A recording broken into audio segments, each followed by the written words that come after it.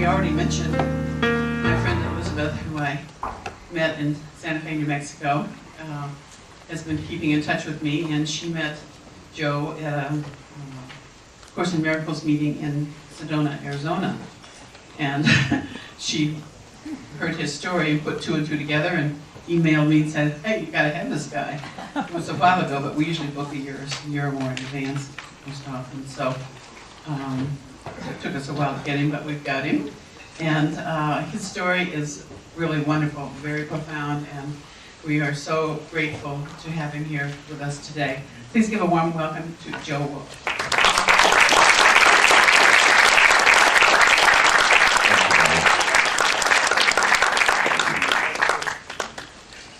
I really liked when Diane started at 2 o'clock, the brief meditation. If you missed her flute, or if you really missed something. I kind of like to do that too, before I start. Just take a moment and close your eyes and shake off the cares of the world. Take all the plans and expectations, all the things that you're worried about or concerned about, all the agenda, just put that off to the side for a minute. Close your eyes and breathe deeply in through the nose and out through the mouth. The reason I learned this meditation about 1975, I was doing 10 years in prison from a guy named Ram Das. It stayed with me all these years. And it works for me. And what it does is kind of set the tempo and puts us in a state of mind that's open, at least open to receive anything that might be worthwhile. So just sit quietly and close your eyes and breathe deeply in through your nose. Count of 4, out through your mouth, count of 8. The reason why we do that is just to untrap some of the stale air that gets caught. And be conscious of the breath. The breath is important because if you're consciously aware of the breath, it's impossible to have a negative thought at the same time. It's like trying to sneeze with your eyes open. It's impossible. So breathe deeply and feel life as it flows through every fiber. I won't go through the whole meditation. Usually I do this on Sundays when I host my own group.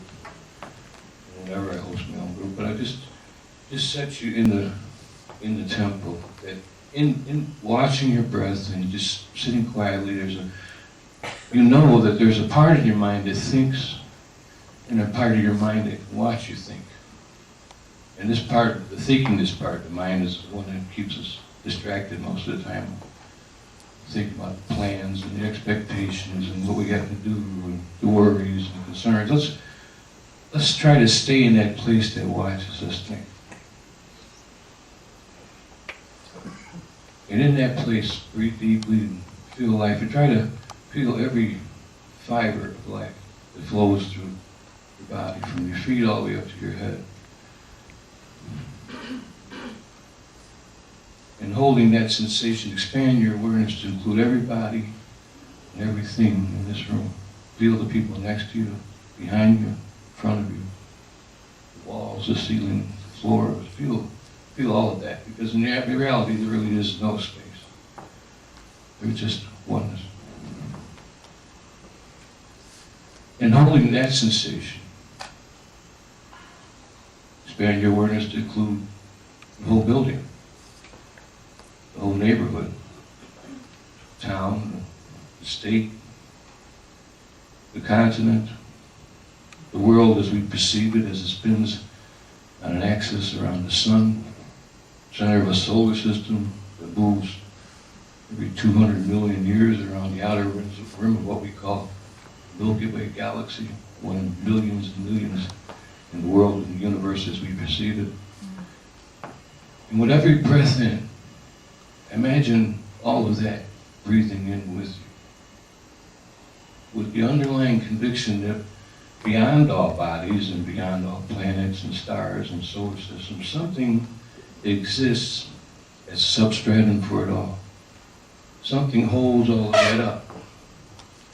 And this something we can traditionally refer to most of the time as Source or God or whatever you want to call it. But this something if we look just over the horizon of our closed eyes, we can see this brightest and whitest of lights. It looms just over the horizon of the eyes. And as it moves closer to us, it gets bigger and bigger. And as we move closer to it, it starts to loom larger and larger until it encompasses all things, is all things. That's all there is. And we can also imagine moving closer to it with a guide, with an angel perhaps, or Jesus, or anybody you want to perceive. And hand in hand, smiling as we walk towards this light. Just before we get to it, an altar appears at our feet.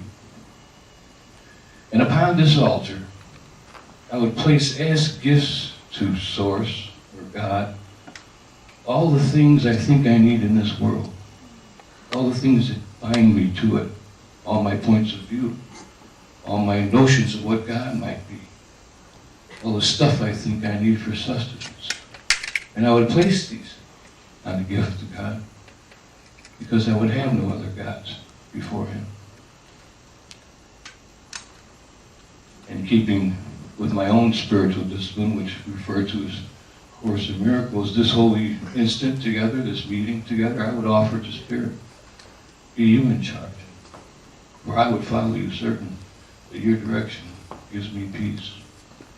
And if I need a word or a thought or just a tranquil open mind, these are gifts I'm going to receive because He is in charge by my request. And He will hear and answer me because He speaks for God, my Father, and His Holy Son.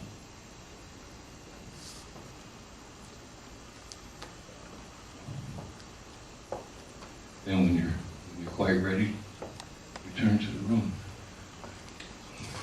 Tonight I'm going to speak to you about a personal account of experiences, what I refer to as spiritual experience, mystical experience.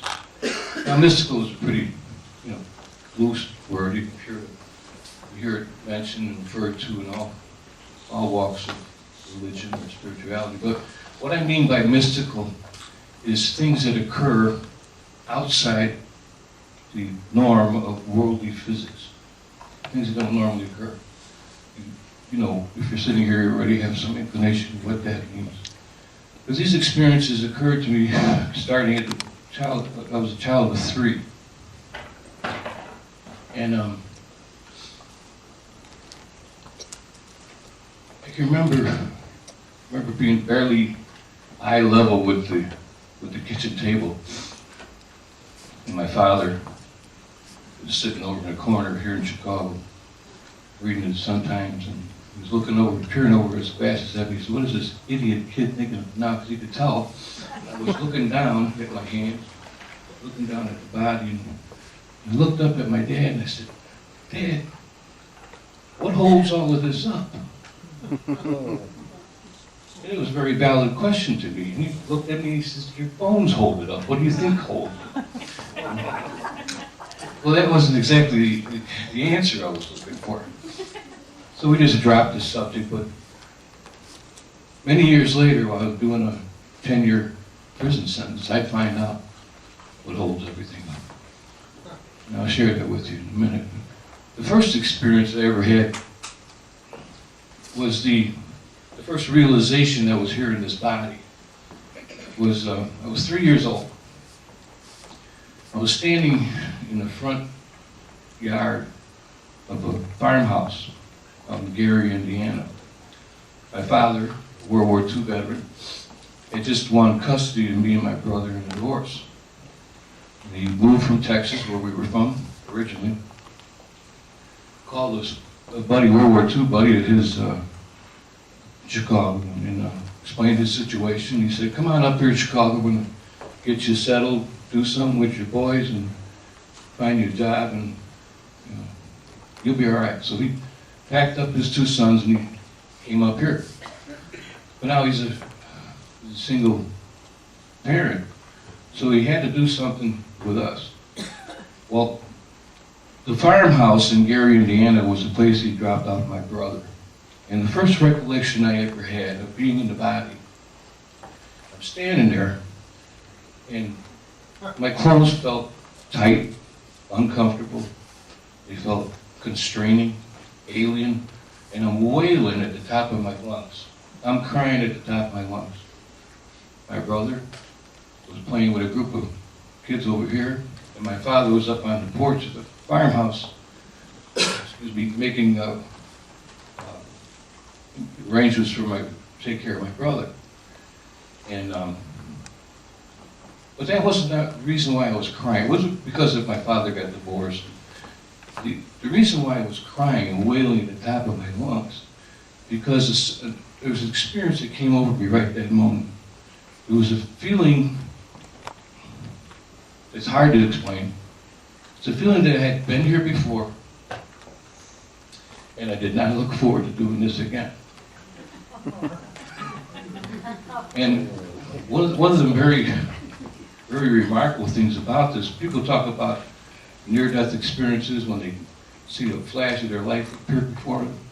Well, mine was the reverse. I could see everything in front of me. I could see in flash everything that I was going to experience. And it scared the hell out of me. So that was the first experience. The first experience was the unmistakable fact that I had been here before, temporarily removed to some more peaceful place, and now I'm back in. A lot of people use the word reincarnation. I like to use the word recurrence.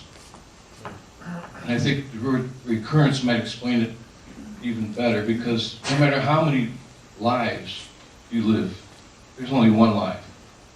No matter how many bodies you exist in. I know for a fact now that there's only one life, and that is the life I share with each of you, with God. No matter how many experiences I had in different bodies, there's only one life. But that experience kind of scared the Jesus. But it immediately put me in a place where I wanted to just shun the very memory of it, bury it. And I wouldn't remember these experiences till many, many years later, because I buried them deep in that unconscious part of our brains, our minds that we don't access very much. But the very next experience was when the decision was made to put me in what was called the Carmelite Home for Boys in Gary, Indiana. I was born into a Methodist family, Texas Methodist, and we weren't baptized at the time, but my father chose to put me in a Catholic orphanage in Gary, Indiana, called Carmelite Home for Boys. And the experience happened when one day, very, very soon after I was in the orphanage, I came down with a very serious case of the mumps. And some of us are old enough to remember what the mumps are. Most of you girls aren't, but it was. But the mumps were very serious back then. They were highly contagious, and they had to be quarantined. And I remember the little nun that was assigned to my care. She couldn't have been any taller than this. She wasn't much taller than me. She was just a sweetheart nun. I used to call her my little angel. She was the one who would always be called on to do all the little menial duties. The older, more senior nuns would say, "Here, get me this, get me that, clean this up." She was that, and she would always do it with the most pious gratitude. She would happily go scamper and do whatever they bid her to do. Well, she was the nun who was put in charge of taking care of me during my sickness. And I remember that first night when she tucked me in bed. She brought a bag of root beer barrel candies and put it on the nightstand so I could reach through the wood bars when I wanted one. You know? And she was this nun who I used to toddle behind all the time, normally because in cleaning up her rooms, I'd always follow behind her because she always filled my little pockets up with candy. So I made it my business to hang around her a lot. So anyway, she was the one that was given charge to take care of me. And when she tucked me in that night, she put the candy on my nightstand. I remember falling into a real deep, feverish sleep. And I remember waking up in the middle of the night. Now this is an all-boys orphanage. 3 different categories of boys. Babies, which is the classification I was in. And they have what we call IAs, and what we call big boys. and they were a noisy bunch, let me tell you. So to wake up in the middle of the night and there was no noise was really, it was something to behold. And I remember my cheeks swelled, and my very feverish, and I knew I was very, very sick. I remember rolling over on the back and counting the squares of the ceiling, and I remembered the candy. And I rolled over and got a piece of the candy in my mouth, between my cheek and tongue. And I remember it being very large. And now I put 6 or 8 of them in my mouth. I wouldn't even know that. But it kind of gives you an idea how small it was at the time. I put the candy in my mouth. There's a reason for the candy. I'll explain. I'm looking up at the ceiling, counting the tiles again, and all of a sudden, through the wooden bars of the crib, a large hand came through, touched me, comforted me, communicated to me that I was going to be all right. It scared the hell out of me too. I'm looking over, I can't see anybody. Now I'm on the wall, one of 4 cribs, on the side of a rectangular dormitory. There's not this wall. On the opposite side are large 6-foot windows from which shone streetlights of Gary, Indiana. So it was always lighting up the scene room. If there was been somebody standing there, I would have been able to hear something, or at least see a silhouette. There was nobody there. Just a hand. And a comforting reassurance that I was going to be all right. So what I did is I just reached up in my fear. I reached up and grabbed the forefinger of this hand and bit it. I bit it really hard. I mean, at 3 years old, they got a full set of teeth, like needles, you know. And I bit this finger. And I really dug into it. But the finger never flinched. Never even gave an indication that it felt me. Just let me bite it. And when I was through, it just faded away. Then I must have passed out. I threw the covers over my head, shivering. I remember I woke up the next morning, and I was standing. The light from the windows shining, the morning light was shining through the windows, and I was standing up at the edge of the crib. The sickness was all gone. Fever was gone. Swelling was gone. There was no sign of any sickness at all. But there was this little remnant of candy still in my mouth. It was the point of reference. You know, otherwise I would explain it away some way. Later on through egoic definitions. But anyway, the candy was still in my mouth. And my little nun comes running in.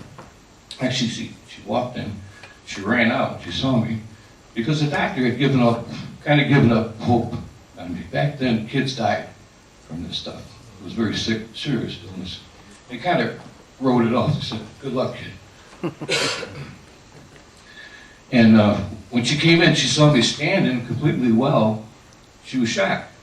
She put her hands over her mouth, ran out, and got the rest of the tribe, got the Mother of Wishes and a whole bunch of nuns, and they come running in there, and they couldn't believe me. And here I am trying to explain little boy terminology because of what had happened the night before. Because the memory of the visitor was very clear. And here I am trying to explain to them, this, come, you know, all of that, right? Well, none of them believed me, of course, except my little nun. I mean, they called the doctor. The doctor came in, checked me out. He scratched his head. He can't figure it out. I never saw a 1 day, not even a full day, of this form of the bumps, which was serious. And I knew that something happened. I was too young to figure out what it was. I wouldn't know for many years later. But when the nun and the doctors, when the tribe of nuns left, and the doctor left, and all that was left was me and my little angel nun. She picked me up out of the crib and she knelt me down. She put my little hands together. And for the first time, I gave thanks. And that wasn't the most profound experience. And I call these experiences in my book, I call them signs. Like signposts on the road, or maybe even taps on the shoulder. Those occasional brief communications you have with Spirit, they're unmistakable. You'll never forget them, and they stand out like earmarks, like bold earmarks on things to remember. The next experience I had, where's Kuan Yin? There she is. Was I think I was 11 or 12 at the time, and I was about 8 before my father came, got me out of the orphanage and hooked me back up with my brother. We were back together again. He married the sister of his World War II buddy, and we moved to Chicago on the northwest side.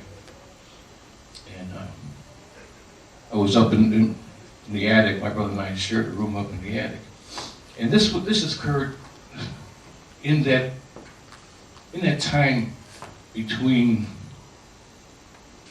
sleep and awake. You're not really asleep, but you're not really awake. It's kind of in that limbo. And I remember it was quiet, late at night, and all of a sudden I'm looking up. My eyes are closed. I'm looking up at this radiant woman. I mean, she was beautiful. She was stunning. She was radiating light in every direction. And she had this headdress and went all the way down to her beautiful sandals.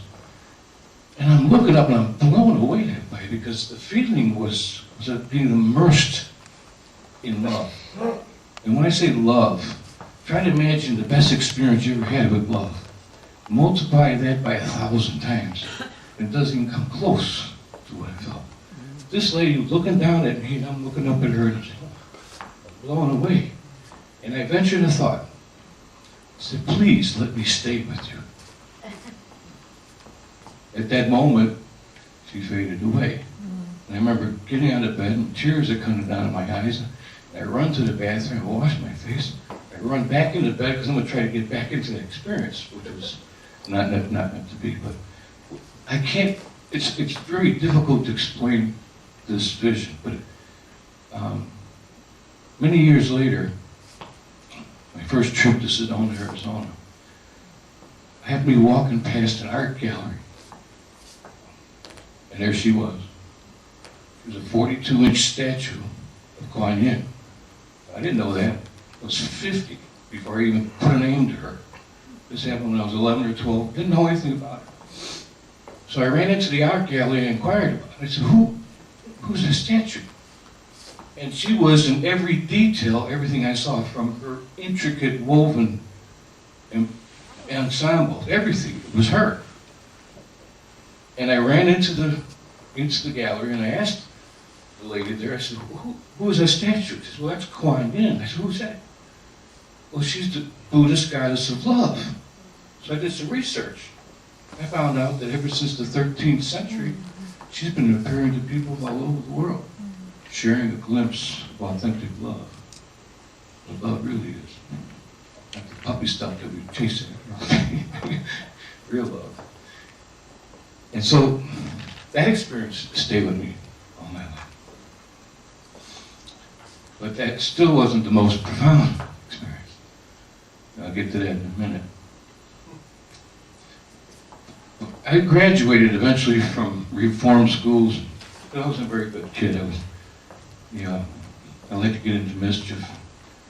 I was really disillusioned with the grind of the whole hum of what I saw was life. Guys just trudging off to work, complaining all day, drinking beer, and starting all over the next day. I didn't like, nothing made any sense. The world didn't make sense. Politics didn't make sense. Wars didn't make sense, People just didn't make sense. I didn't like it here. And so I thought, as long as I'm going to be here, I'm going to have some fun. My way to have fun was to get into mischief, into trouble. And it started out with juvenile, doing the things kids do when they're shoplifting or stealing cars. And that's how I started.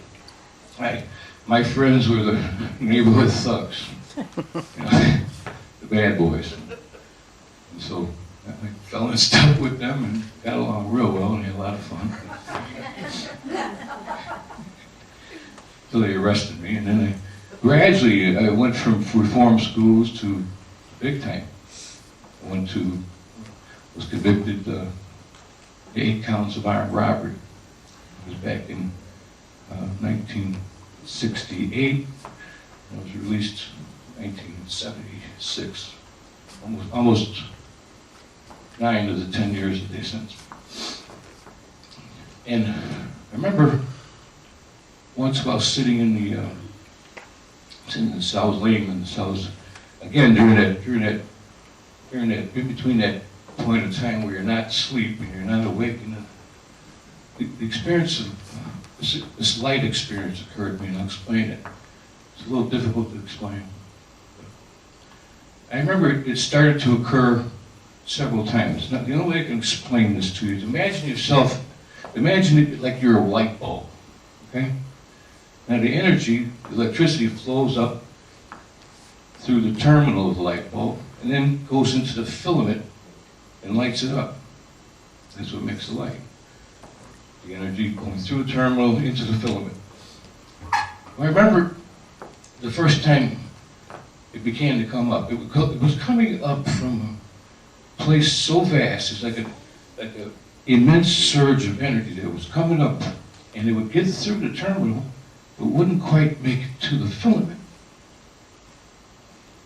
because I was paying too much analytical attention to it, trying to figure out what's this. You know? Okay, so this happened about 3 times over a period of a few weeks, where I would have the sensation of the energy coming up, almost touching the filament, but not quite getting to it. Then one day, it happened again. And this time, I was going to sit and watch it. I wasn't going to think about it, I was going to watch it. And energy came up and exploded in an explosion of light that I can't even describe to you. My eyes were closed, but I could see the light. And like Diane mentioned, it's not light that hurts your eyes.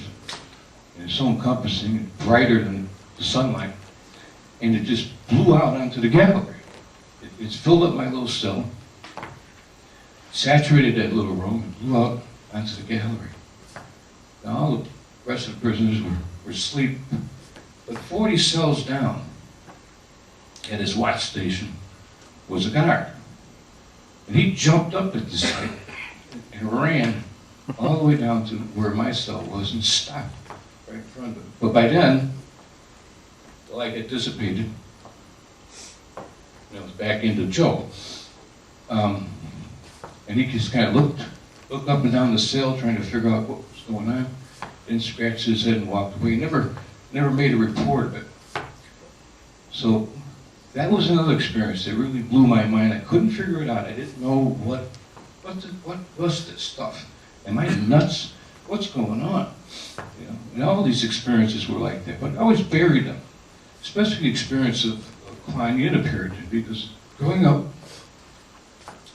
in a Catholic school later on, I once made a mistake of raising my hand when I was talking about the Blessed Virgin. I said, yeah, I think she appeared to me.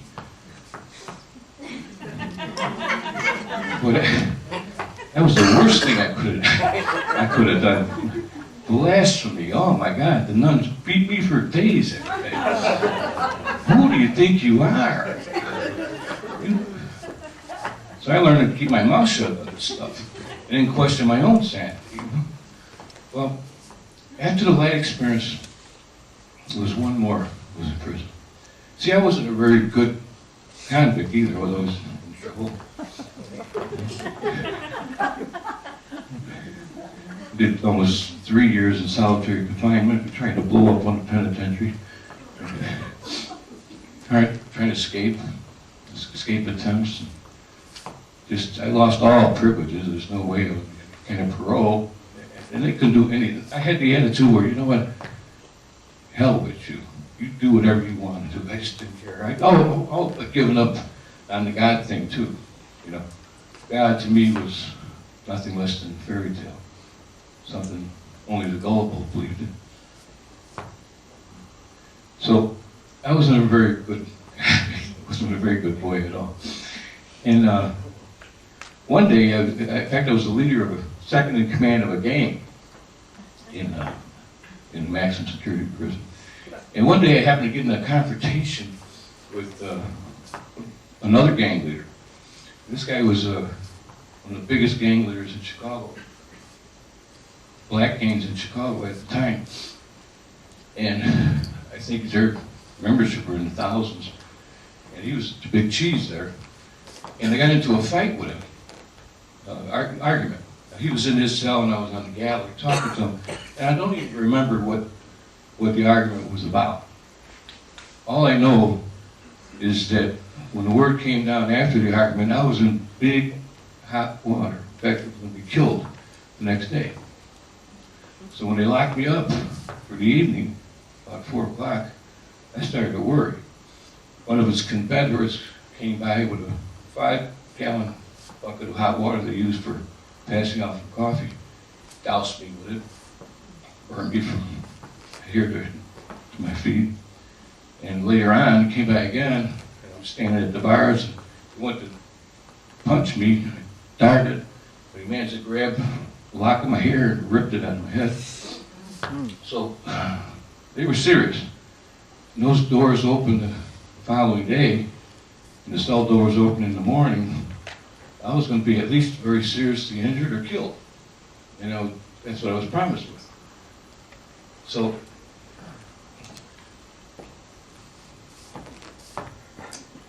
I started to do something I never did before, or hadn't done in a long time. You know, I smoked the last of my cigarette butts and paced the floor nervously. And I got on my knees and I begged for help. I begged and pleaded and promised and did everything I could. I said, first of all, you know, the guards didn't really like me that much. You know, I wonder why. You know, I wasn't one of their model people, so anyway, I was on my knees begging and pleading for help. And hours went by. I think it was 11 or 12 midnight. The door's going to be open at 6, but at 5, the cell door's upstairs from me in the next gallery up. That's the kitchen help. They're going to be open. They open them at 5, so I'm figuring how many hours I got left to live. And an idea occurs to me. A thought comes to my head. It was a strange thought. Thought said, scribble a note and hand it to the next guard that walks by. That's not the kind of thought that Joe would have thought of at that time. It seemed to come from someplace else. First of all, scribbling a note, that meant stupid. In the penitentiary, it's not snitch. It was unheard of. You don't tell on people. And number 2, guards didn't come by. They rarely came by. Well, I listened, and I scribbled a note. I'm in trouble. They killed me. Please help. Well, don't you know, a lieutenant of the guard, no less, happens by my cell. I reached the note out to him, and I said, please help. He looks at me, sees the state I'm in, you know, the hair missing and scalded a little bit, so he took the note, eyes wide as saucer plates, and turned around and left and went from where he came. Now this had to be midnight-ish, you know. Right asleep, and I'm sweating. I'm really getting down to the last few hours. I know something terrible is going to happen. So 1 o'clock goes by, 2 o'clock, 3 o'clock, and I'm thinking, oh boy, if this guy maybe just ripped up my note and threw it in the garbage, knowing who I was and not really caring. You know, all these thoughts are going through my head. These thoughts about how I'm going to get it tomorrow. Anyway, 4 o'clock comes by, 5 o'clock comes, and I hear the guards upstairs rally their big heavy keys on the cell doors of the kitchen help. Now I lose all hope. I'm dead. But by that same time, you know, all this time I'm on my knees begging. I mean, for hours I stayed on my knees begging. But about the same time, I hear a bunch of noise down at the other end, at the lower part of the gallery. And this noise happens to be a lot of guards. They come up. It's a captain, a couple of lieutenants, one of the ones that originally took my note, and a whole host of guards. They come to my cell and lock it, shackle me up, and take me away. I'm walking away from the cell house. They're taking me to this detention building away from the cell house. And I'm thinking, I am thinking, like you can believe, I know I'm safe now, at least temporarily. So they take me to this detention holding cell, and they say they're going to come back and get me interview me, interrogate me, find out what's going on. So they take me out to the administration building. And there I'm met by a representative from Springfield. They drove all the way up from Springfield during the night to come meet with me. And they could see the shape I was in, saw my hair. And they gave me a lie detector test just to verify that I was telling the truth. And they put me in the station wagon and they shipped me from a maximum security facility that day to a minimum security facility. I've written about that. It's like going from a dungeon to a 5-star hotel. And it just does not occur. This doesn't happen. And all the way, I'm in this station wagon, this Illinois State station wagon, and the thoughts that were going through my head was, how could I have ever doubted you?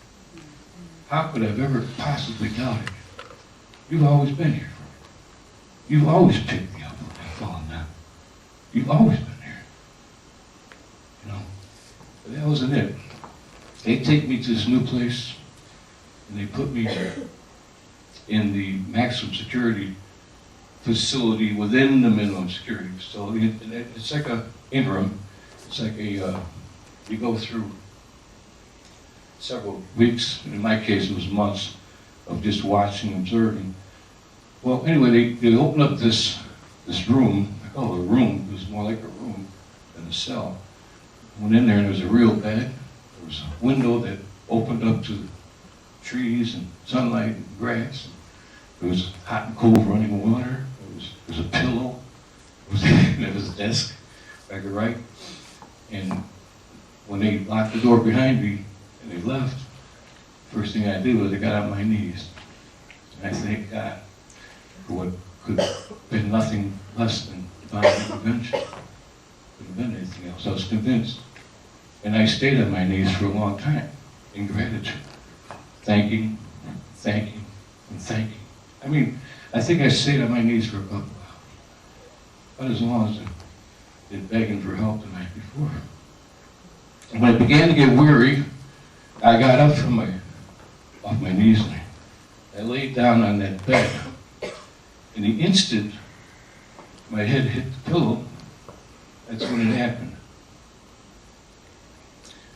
A strong, vibrating sensation began to overcome the whole body. I can't describe it. I'll try to describe it as much as I can, best I can. It was a real comforting sensation. It just enveloped the whole body. Then there was a sense of rising above the body. And not just rising, but expanding to include everything in that cell. I became that cell. Every molecule of air, the sunlight that shone through the window, the ceiling, the floor, everything within about 100-foot radius of the cell was me.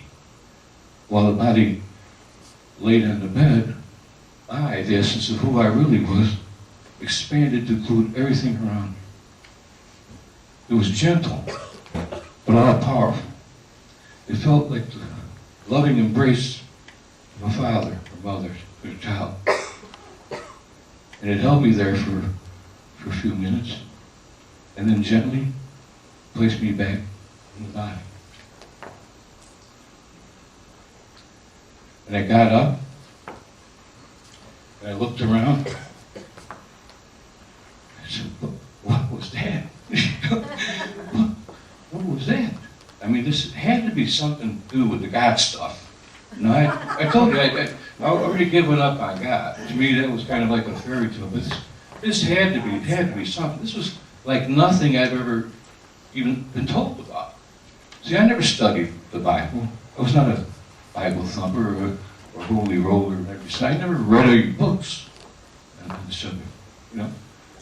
I had the experience. And these experiences were, I like to say, likened to the cart before the horse, you know. So I had the experience of the love of God. And some of you who are in the room happen to know me. Every time I use a salutation, they go, love, light, and the peace of God. Well, the glimpse of love was Kuan Yin. The light was the light explosion in the south. And the peace of God was that peace I felt when He lifted me gently for a few minutes, kissed me, and told me again that everything's going to be all right. So, from that moment on, life turned around. I was a career criminal up to then. If you'd known me 35 years ago, see me coming your direction, it'd probably be better if you walked across the street. Not somebody you want to run into. Not a very warm and compassionate person. All I cared about was my own gratification, my own temporary gratification. Getting by the shortcut way. And anyway, I was convinced that this and this whole series of experiences, which I was later able to connect, were very important. And now, after this last experience of being out of the body, and for a good period of time, I had to find out what this was. Where did it come from? And how could I feel it again? So, the administration watched me for a few months, and they were astounded by what they saw. They saw a total radical turn completely around. And they let me out of that cell after a while and put me in a kind of a dormitory atmosphere with other convicts. I got a job, learned how to lay brick, and actually let me outside the fence. And books started to fall in my lap. And the first book that ever fell in my lap was this book that I learned in meditation I share with you. A book named Remember, Be Here Now by Ram Dass. And I absorbed that book. I read that book page cover to cover. And I learned in this book that I wasn't the only one that this happened to, this experience. That it's happened to other people. That they've experienced identical situation. So I wasn't nuts, okay? This has actually happened to others. And so other books fell into my lap. I picked up books by Peter Ouspensky, Fourth Way, Gurdjieff, All and Everything. And I gravitated towards those books because they seemed to be what I needed at the time that I needed it. In fact, I studied them for the next year and a half until I was released. And when I was released, I was like the runner at the starting gate when they shoot the gun off, you know. I'm going to go out and find out what this source was. And I was armed with the teachings of the books that I had in my possession at that time. Metaphysical, non-dualistic, not the typical fire and brimstone stuff that we normally hear. And my father picked me up from prison. He drove me home. And I said, Dad, I got to do something first.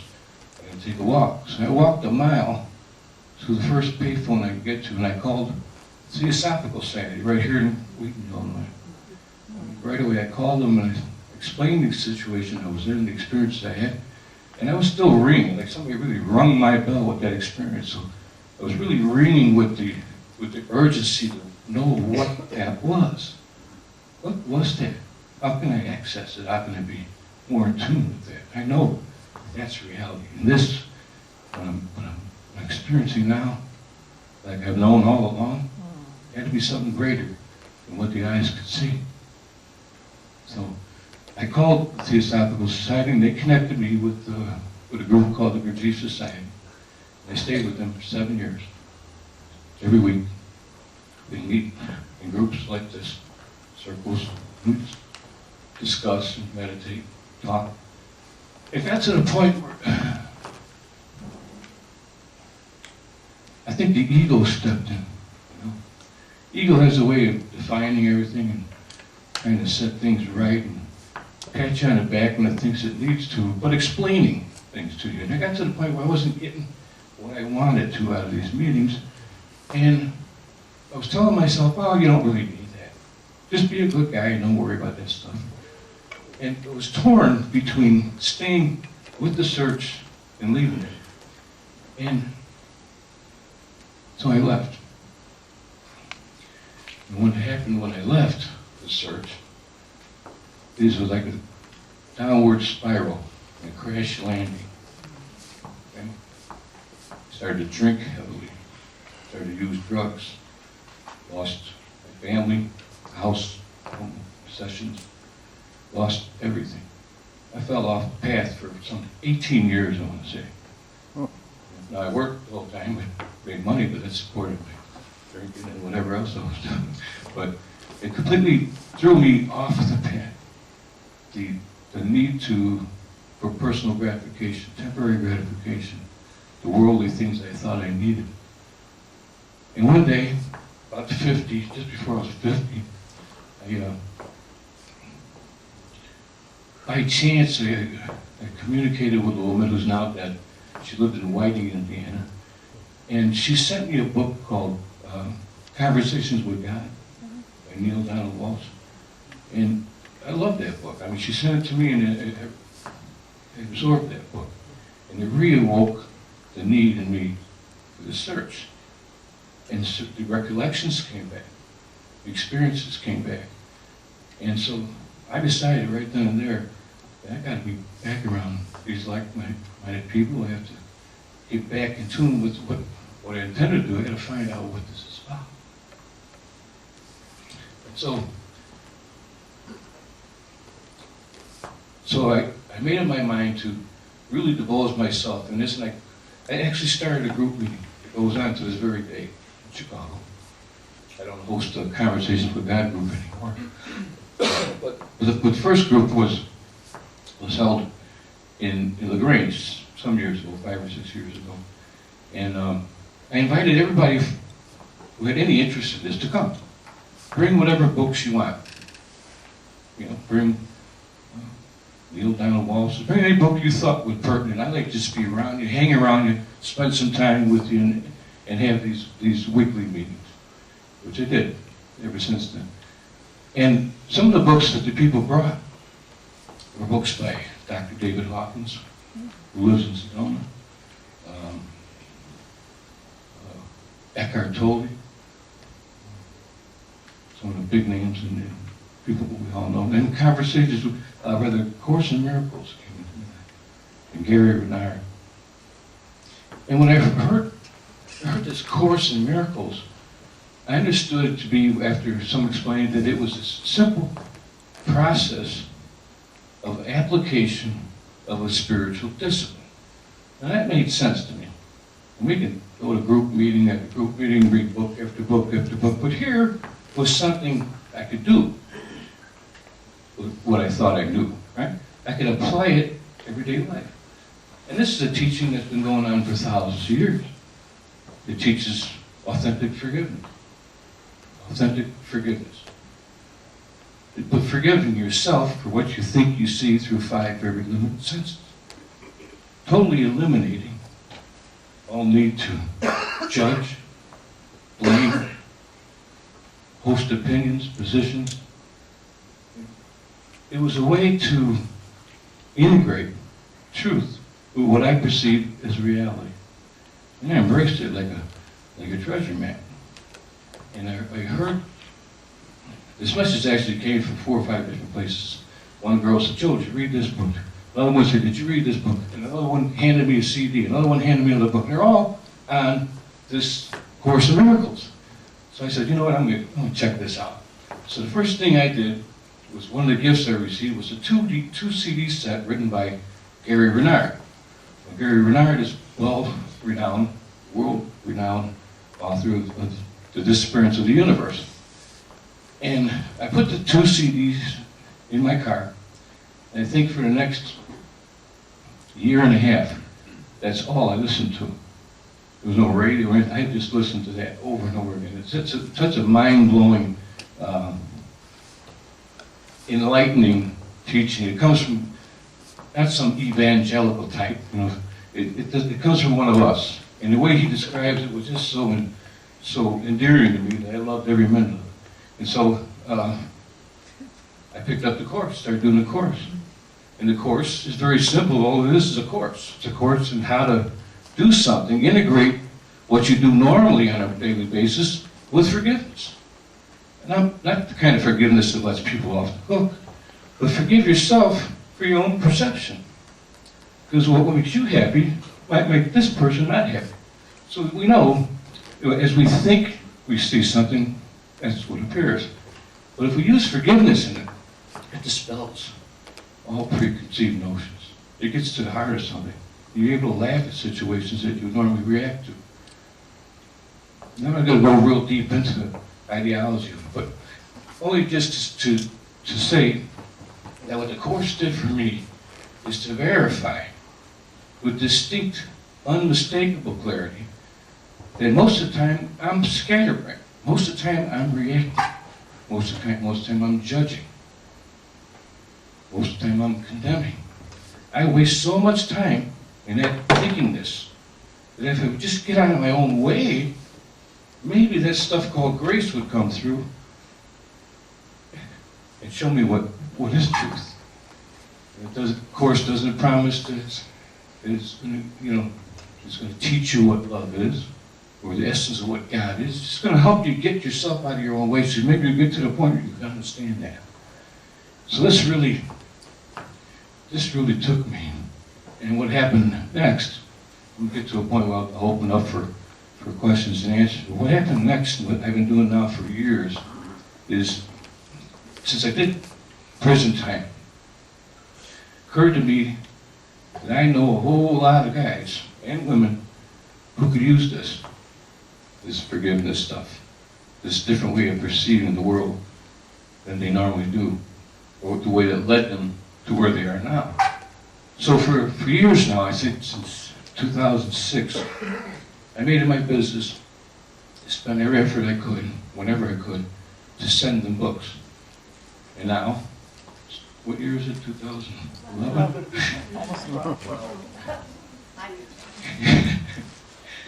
Now almost 1,500 prisoners. They started out, I was getting letters maybe once a month, once every 2 months. Now I get letters every week. I'm talking about 5, 6 letters a week requesting this material. I have several of these guys who have been released since then that just are in tears when they call me or write to me, tell me thank you for what you shared with me. And I have a mail, a storage bin filled with letters. The guys are still there, guys in solitary, girls, women, men and women from all walks of life that are in prisons all over the United States and in some places, other parts of the country who have been up to this point bombarded with all kinds of fire and brimstone kind of stuff, which they don't want to hear anyway. Then they got this guy comes along who's one of them, knows what they're going through, knows what they're feeling, and wants to share it with them. That's what I'm up to. And all I can see is, there was no accidents in any of the experiences. There was no accidents in my childhood, my early childhood. There's no accidents in going to the orphanage or reform schools or the prisons or what it led to now. What it did was solidify the conviction in me, even as a child, what holds all of this up? And what holds it all up, like it's commonly referred to in some of the great teachers of our time, is that heaven is right here, right now. All we gotta do is move ourselves out of the way and allow it to come in. So, I want to thank Diane for inviting me here, and I'm going to open this up. If anybody has questions, I'm glad to answer your questions, sir. I think it sounds like pretty much like when Gurdjieff was very young. Yes, sir. Nobody heard you. I think sounds like when Gurdjieff was very young and he went through that door, where they were firing cannons, and he and his friend were kind of sitting there dueling about it, and his friend got hurt. After being released from prison, he was talking about an experience that Gurdjieff and his friends were standing next to a cannon, and the cannon exploded, and George, who shouldn't have got killed, didn't get killed. Joe, where does the heart come in? So everybody can hear it. Where does the heart come in this whole process? Explain it. What I'm saying is that all the spiritual masters that I read, including in the Bible, there's 100 references to the heart and only 4 to mine. All the spiritual masters I read, which are many, all talk about the heart. Krishnamurti, Tara Singh on several. So I'm asking you, where does that come into this process for you? Very good question. Where does the heart come in? Where does the heart come in? You know, I just put a lot of importance to words. You know, the Course has taught me, just common sense will teach anybody that words are symbols. You know, they're twice removed from reality. Because first they go through your own filter, you know. But to get to the essence of your question, heart, I suppose if you eliminate the body and all the properties of the body, what's left? Well, I remember as a child of 11 or 12, when I experienced that beautiful lady that appeared to me, we know as Kuan Yin, she radiated love. You know, so to me, heart is love, and I think love is all there is if we move everything else out of the way. I can't explain it any better than that. Joe, you need to stay in the front, don't go into the audience. Don't go into the audience? Okay. Repeat the questions when they ask. Okay. I was wondering if you were released early from the minimum security prison, or if you wound up telling the prison officials that you had made this major change in your life, and did any of this have an effect on your prison time and what happened after you directly left prison? I'm sorry, your name? Julie. Julie asked if my time was shortened in the minimum security prison, if I was released early, is that what you asked? That, and also, did any of your change in demeanor and becoming acquainted with the Course in Miracles, did that change the way the authorities thought about you, so that, you know, they might have treated you differently or better, or did something change after that? Well, you also asked, did my demeanor change, essentially. I didn't study the Course in prison. I didn't find the Course until less than 10 years ago. But I did study other books. Yes, they saw the difference in me right away. All I would do is sit and read or work.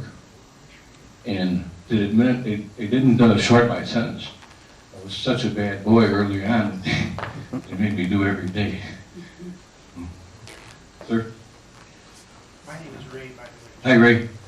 Joe, you mentioned that you had these feelings about yourself, that you were a very bad person, and that you had acknowledged this in yourself. What type of experience did you have to overcome your guilt, to say to yourself, I did these things, and I acknowledge that I was wrong, and I did these. Did you ask Almighty God to forgive you, or did you just say, I did these things because I was ignorant? How did you reconcile what you felt about yourself, and how did you get to the point where you actually forgave yourself so that you could go on? How did I get to the point where I actually forgave myself? Yes. And you also asked, did I ask God to forgive me? Yes. And you also mentioned that I had feeling of inferiority and guilt and all that. That is very true. In fact, I grew up in a home with a stepmother from hell, who never used to go a day without letting me know that I'm never going to amount to anything. Used to beat me constantly. Her favorite thing was sit me on my hands and slap me in the face and threaten me with another one if I flinched. Okay? So the way she stopped, she got distracted by something else. So I was convinced that I was very worthless. I spent whole summers on the back porch reading books rather than playing in the ball. So my early life cultivated the need to escape. I already knew I was bad. After all, why would she hit me? Then I go to school, Catholic nuns would beat me too. So I knew I had to be bad. So, how did I ever get past the guilt thing? Well, in this world, of course, if you do something wrong, you're going to get punished because you're guilty. And that invokes fear. But later on in life, I realized that all these things, all these properties of the ego, brain mind, which is what we're talking about, are fear, guilt, punishment, apathy. They're all part of the ego. You know? They're all points of view that we ascribe that we are. We think we're the ego. We have given the ego, the servant, properties of the master. And this points right to, God created us in His likeness, and we return the favor. We think we can do, and we think we are guilty. We think we're worthless. But what thinks we're worthless? What if, here's an example. This is what Buddhism, Kabbalah, Hinduism have been teaching for thousands and thousands of years. They call it Maya, or illusion.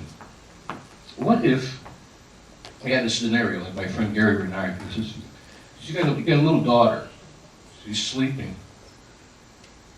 You go to look in on her, right? And you can tell that she's wrestling, eyes are fluttering, she's having a bad dream. We've all had dreams. Very serious dreams. We can feel stuff in dreams, smell, taste. They're in Technicolor. We've had those kind of dreams. Well, she's obviously having a bad dream, right? So what do? You look in with your daughter. You don't go charging in there, shaking her away. You gently go in, and you kind of rub her. Honey, just a bad dream. It's not really happening. You're here, safe and home. And she gradually gets up. She realizes once she wakes up that she's been here all along. Well, see, that's what Holy Spirit is trying to tell us right now. Everything we perceive through 5 very limited senses is only our own perception. It's what we think we see, filtered through an egoic brain mind. Who we really are and where we really are is out of our awareness, like the little girl having a dream.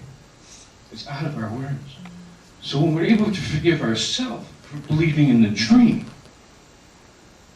then we can incorporate things like we are all one. That's not just some metaphoric New Age axiom, it's true. Scientists will tell you if you put all of us on one big microscope, you couldn't tell where one started, the other one ended. It's not just some flowery axiom. And our opinions, our points of view, our confirmed convictions, our positions are what gets in the way. He is to move the little self out of the way. Allow that which comes through to tell you. And you've had some pretty, ever think in your mind that you're going to kill somebody? You ever get so angry at somebody you wish you could track it? That's no different than actually killing somebody. Did you ever kill anyone? No. Not this life. The guy in his nose. No. I had some fights, but thank God I never hurt anybody. Did you do the year-long workbook in the Course in Miracles? And if you did, what was your experience with that? In my seventh time doing it, I did it first time over 6 years ago, and I do it every day. Test me. Is I this do it chair with- really here? In your, you know, you need the ego so long as you do. When you don't need it, you don't need it anymore. It's here. It's part of your experience. And one of the things the Course says, it doesn't deny your experience. Denying your experience is the worst thing you can do. You need the ego until you don't. That's how it works. Yes? Yeah, I just wanted to sort of, because I was in class with you, that I did Course in Miracles for the first time in Rockport, Massachusetts, where I lived. And it took quite a while to get into it. Number one, I was born Jewish. I did have a Christ consciousness, but it was a really difficult thing for me to read, although people I met in that group could get into the book and read it, you know, and really understand it. They bounced around, and then when I went to Sedona, they were doing it day by day, you know, chapter by chapter in a row, plus doing the workbook on a separate time. It was fantastic, and that was the first time I was able to do it in the sequence. I've continued it again back, you know, where I am, and someone else new is doing the group.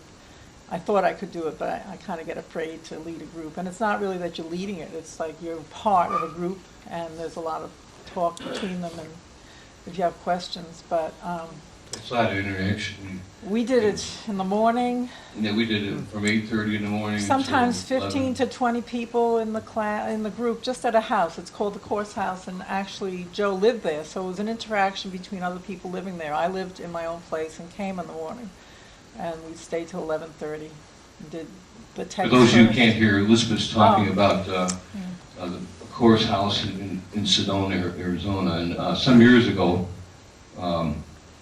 I left my job, and I found out about the Course Community House in Sedona, and I wanted to go out there, and I left my job, and I decided to go out there, and I stayed there for 7 months, and was around some pretty serious students, teachers, of course.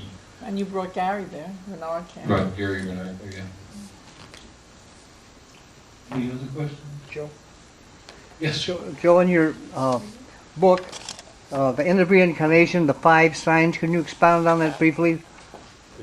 Well, the book, The End of Reincarnation with the 5 Signs. The 5 Signs is an in-depth account of what I just shared with you. It goes in a little deeper than that. Oh, okay. The End of Reincarnation was a contribution by Gary Renard. That was a 2 CD set that I memorized, I listened to for a year and a half. The last part of it is also an essay written by Carrie Trippitt called The Crash Course. Now, Carrie's a California author, well known throughout the world. She's in Europe right now speaking. Gary is all over the place. He speaks all over the world. And what it does is blends those 3 contributions to that book to help anyone to better understand what a course is, you know. Gives you a better idea of what it is. Gives you my experiences, his experience, yes, sir. Could you share with us your contributions to prisoners and your work with them? Yes, I do. I don't go into prisons. Not here in Illinois, they won't allow a ex-felon to go into prisons. But I have a database That's something. of Great. many hundreds of prisoners who request. I haven't yet filled all the requests, but I have a database with them, an ongoing communication with them. I send them books.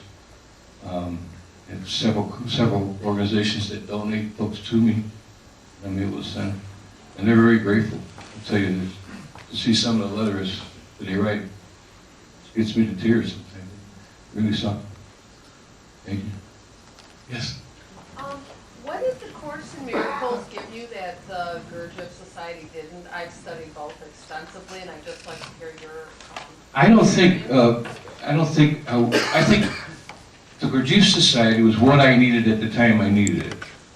You know? Gurdjieff says the same thing. Take what you can use and leave the rest. But what I didn't see in there, what I found in the Course, was a practical application of a spiritual discipline. Do something on a regular basis. What's this something that you have to do? See, our part is very little. It's just forgive. That's all we really have to do. Forgive.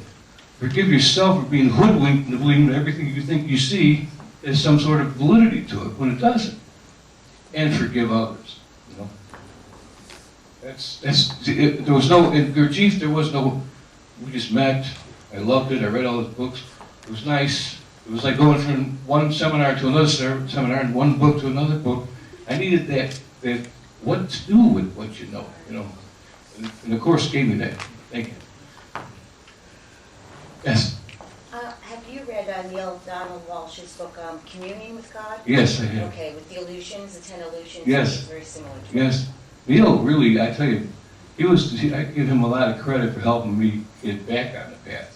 He interviewed me for an hour on one of his radio shows a couple years ago, and he was very impressed with the work I do with prisoners.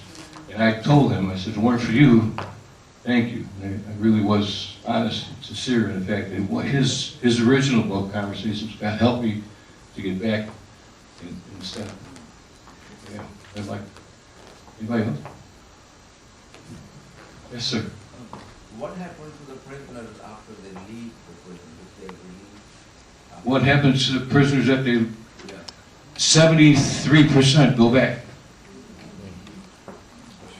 I think 73% go back. Is there any program for their rehabilitation or anything? There's plenty of evangelical programs. I think there's 3,200 ministries that I know about, but only a few, a handful that deal with anything non-dualistic, without the fire and brimstone and the punishment, guilt, and all that stuff. They're kind of just kicked out. How about some kind of education for the worldly affair? They come to the world, but to take them to the evangelical area, but leave the word out. Mm-hmm. We go to nirvana, really go through this world. If we leave the word out, then we are really strangers to the world we are living. You're Buddhist, Hindu, right? Pardon me? You Buddhist? No, I'm Muslim. Muslim? Oh, I don't know what I am. same thing. I appreciate that, but I think especially now, and it's worse now than ever before, they never really paid attention to programs designed to help. I guess maybe in the past they weren't effective, or maybe they weren't applied or accepted in the way they could have been accepted.